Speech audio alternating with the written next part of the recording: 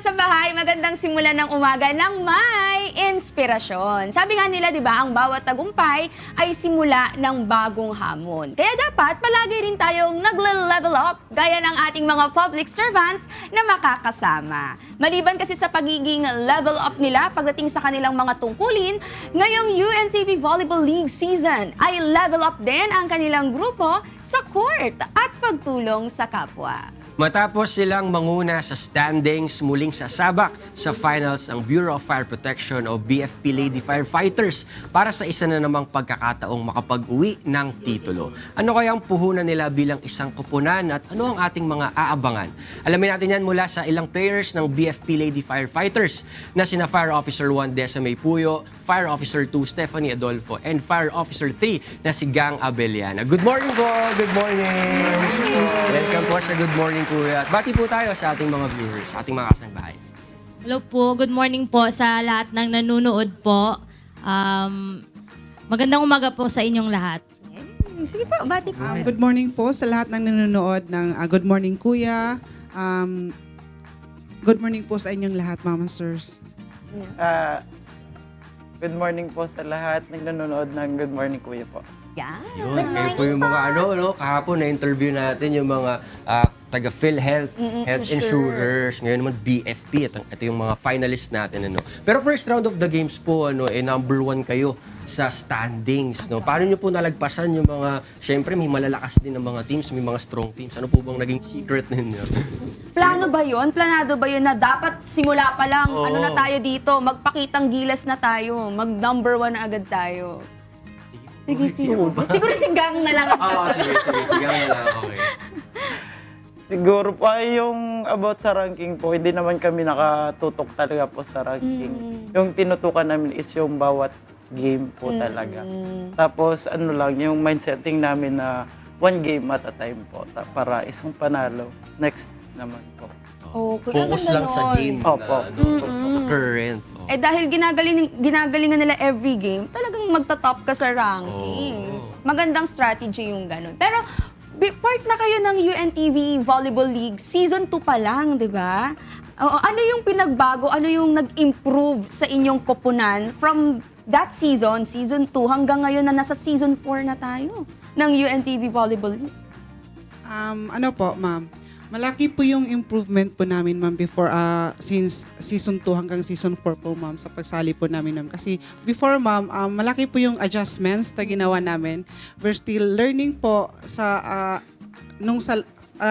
previous season po namin, ma'am. Pero this season po, ma'am, mas na-matured po kami as a team po, ma'am. Minomold namin yung skills po namin, ma'am. Disiplina po, at saka, willingness namin yung manalo po, ma'am, for this season. Okay. Para sa mga sa mga coaches naman po, what coaches always tell you po na mahalaga yung pagiging mature emotionally, tapos kailangan ma-achieve nyo ba to this season, itong sinasabi ng mga coaches nyo? Kasi syempre may mga kanya-kanyang advices, ano po masasabi nyo doon?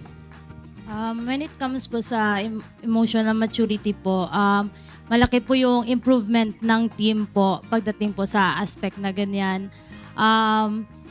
Alam po namin na importante po talaga yung emotional maturity. And ngayon po, yung team po namin is, alam naman namin na hindi po namin mapapanalo every game. Pero yung alam po namin is, alam po namin paano mag-bounce back and mag-reset po. And yun po talaga yung isa sa pinaka-importante kasi doon po lumalabas yung emotional maturity po ng team sa isang game po. Ay, ang ganda nun. Mabilis sila mag-move on sa mga ganung bounce mga... back and Okay, kung reset. matalo, galingan natin sa susunod. Wag na natin masyadong isipin yung Move on nangyari. agad. Move on agad, tapos mas gagalingan. Ang ganda nung yun, advice Okay na yun, yun ng okay. coach. Pero may gusto kong sabihin. Ano yun? Go ahead, okay lang. Ayan na po, ma'am. Hindi kasi lahat ng game, ma'am, is mananalo. So, look forward lang po namin na it's not a failure. It's a ma'am, it's a lesson for us to learn para reset, para kung ano pa yung kailangan naming ayusin sa team po, ma'am. Ang ganda nun. Ang ganda nung ganong mindset. Mindset ba, guys? Mindset. Ganon. Pero ngayong season 4, kasama niyo na si Miss Jelly Villanueva. So ano yung naging contribution niya sa inyo as a team? Malaking bagay po na naging part po si Jelly po sa BFP po. Hindi lang po dahil sa skills niya po, pati na po sa ano niya po, sa experience and confidence niya po na nadadala sa team namin. Pero aside po sa ganyan, di naman po kasi nagre-rely yung team namin sa isang player lang po. Like, lahat po talaga kami po nagko-contribute po.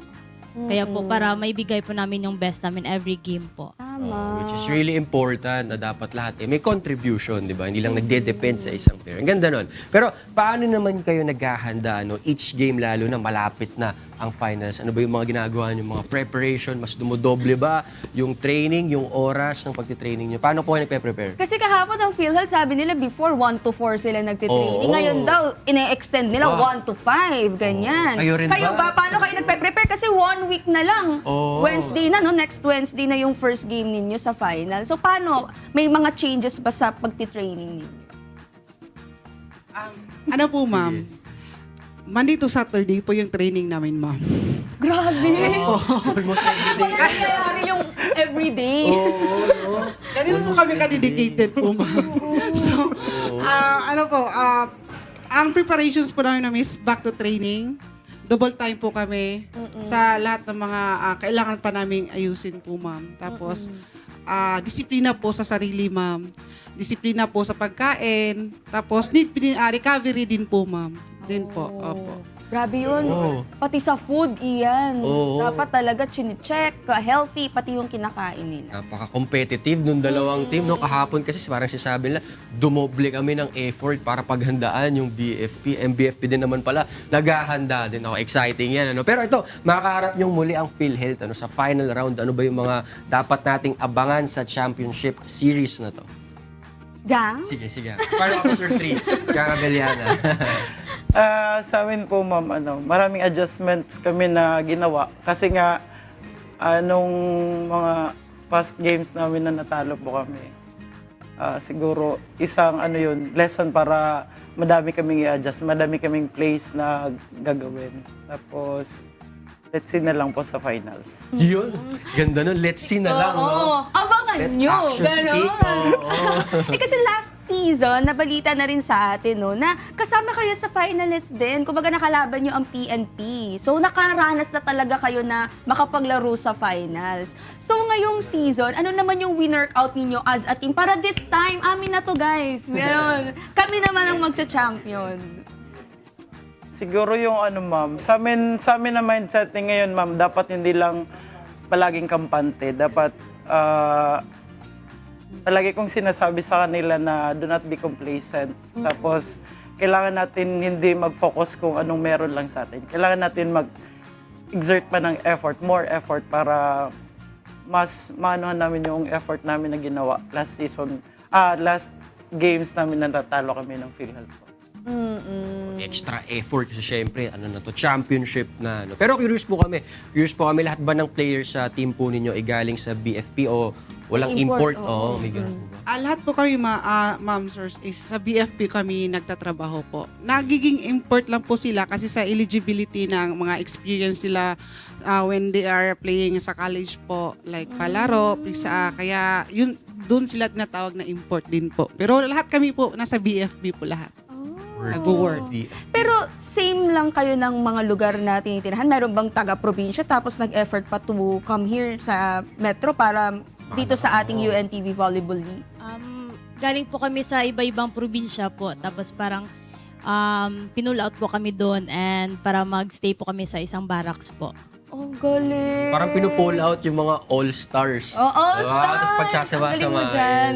Galing nun, ha? Ang galing. So talagang best of the best na talaga Oo. to. Tapos lahat sila, respetado rin dun sa profession nila outside sa paglalaro ng volleyball dahil mga mga firefighters tong mga kausap natin ngayon.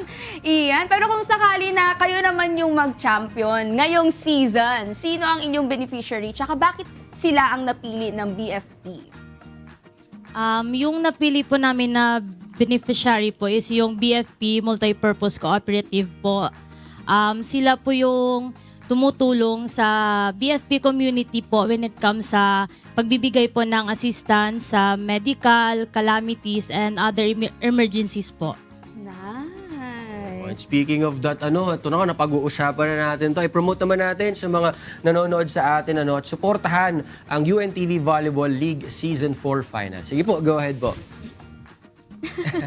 Tuturuan sila. Yun po, sa lahat po ng supporters po ng BFP, UNTV, and sa mga nagmamahal po sa larong volleyball, we are asking you po na to support us sa UNTV Volleyball Season 4 po final. Sa Game 1 po is July 8 sa Paco Arena. Game 2 po sa July 12, 2026 sa PhilOil Center, San Juan City po. Yun. Tsaka balita namin, meron din susuotin na color ng shirt, Oo no? nga Kung eh. kayo Oo yung nga po gustong yun. suportahan, pwede nyo bang invite sila na, magsuot kayo ng color na to para suportahan ng BFP? Yes po, for those who want to support us po, sa Game 1 po, you can wear orange, and for Game 2 po, you can wear white po. Yes po, Charmaine. Charmaine. Yung uso po ngayon. Charmaine tayo ngayon. Tayo. Pero may mga ba kayo, may mga message kayo? Siyempre, may mga supporters po kayo. Ano po ba yung mga mensahe nyo para sa mga sumusuporta sa BFP? Sige po, go ahead. Lahat na Nagturuan pagbibigyan. sila. Simulan natin Sige po, sinigang. isa-isa na lang. Isa-isa na lang. Isa-isa na lang. Sige po, go ahead po. Nagpaplano pa sila eh. Oh, sige po. Yun po, na nagpapasalamat po kami sa lahat ng sumusuporta po sa team ng BFP po. Salamat po sa inyo sa since day one po na pag-support nyo, and malaking bagay po yun para sa amin para mas maboost po yung confidence namin po, and mas naging fuel po namin siya para panalunin po talaga namin and ma-achieve po talaga yung goal namin, which is to win the championship po. Thank you. Thank you. Sino pa po ba? Meron pa po ba? Wala nang babatiin? Ay, isa pa po pala, sorry. Gusto ko lang pong batiin ang aming BFP-OIC, Fire Chief Superintendent Wilberto Rico Neil A. Cuancho, sir, to our team manager, Fire Chief Superintendent Belinda B. Ochave, ma'am. Good morning po sa inyo. Yun lang po. Morning. Okay po, meron pa po ba kayong may babatiin pa? Ano lang po, sa family po namin, which is dyan sa Cebu, at saka sa aming bagong regional director po, which is si Chief Superintendent Rodolfo Dinaga, sir. Sa amin lahat po dyan sa Region 7, na mga BFP personnel po, hello po, good morning po sa inyo lahat. Ano po, Fire Officer 3 gang. At saka po sa lahat ng command groups na hindi po na-mention. And sa coaches namin, salamat sa patuloy na walang sawang pag-iintindi sa amin at saka pagtuturo po sa amin. Saka sa pamilya ko po sa Surigao and sa mga supporters namin online. And sa Region 7 po na mga bombero po na sumusuporta din po sa amin. Saka kay Ma'am Joy Campomanes, Ma'am Lois, Ma'am Joby, and Sino pa ba? Sa ano po, sa mga teammates po namin, ma'am, na nanonood ngayon, sa family po ng mga teammates po namin. At saka si Ma'am Marky po, ma'am, thank you po so much po, ma'am, sa lahat ng mga tinutulong nyo sa amin, ma'am. At kay Ma'am Bell sa at sa QCFD po, ma'am. Thank you so much po. Alright, okay na po. Okay na po ang ating greetings. Again, thank you so much po kay Fire Officer 1, Desiree Puyo, Fire Officer 2, Stephanie Adolfo, and Fire Officer 3, Gang Abellana, for inspiring us today, at good luck po sa inyong upcoming game. Good luck po sa thank you inyo. po. Alam niyo ba mga kasambahay na ang tatanghaling champion sa UNTV Volleyball League ay makakatanggap ng 1 milyong piso, habang 500,000 naman para sa second placer at 250,000 pesos para sa third placer at 200,000 pesos para naman sa ating fourth placer. Kaya mga kasambahay, tutukan na ang paghaharap ng mga kupunan sa nag-iisang liga ng public servants. Sabay-sabay tayo! Win Sports! Win for charity! Alright, susunod naman ang ating health reminders mamaya. Kaya stay tuned lang dahil magbabalik pa po kami.